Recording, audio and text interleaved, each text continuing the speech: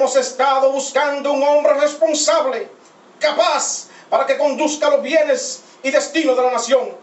Y ese hombre está aquí, está dirigiendo, organizando y encauzando a la nación y a su pueblo por el camino del desarrollo y el progreso.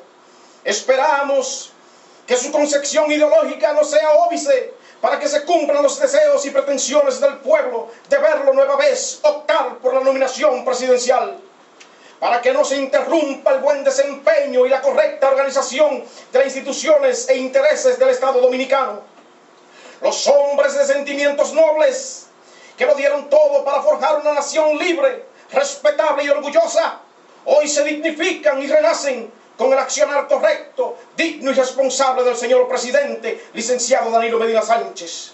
Los colaboradores suelen esperar siempre la señal del líder, pero en estos momentos ha de ser distinto, tiene que ser distinto, porque todos entendemos que Danilo Medina Sánchez es lo mejor que nos ha podido pasar en los últimos tiempos. No podemos permitir que sinvergüenzas, incapaces, corruptos y ambiciosos, que por el simple hecho de ampliar su currículum aspiren y pretendan llegar al solio presidencial.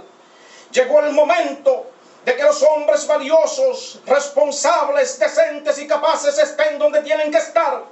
Llegó el momento de que lo bueno se imponga. Sabemos bien que 4 años no son suficientes, y por eso escribimos haciendo la invitación para que nos pongamos de pie, para que nos unamos con tiempo, para que nos organicemos y juntos reclamemos 16-20, 16-20, otra vez Danilo, presidente.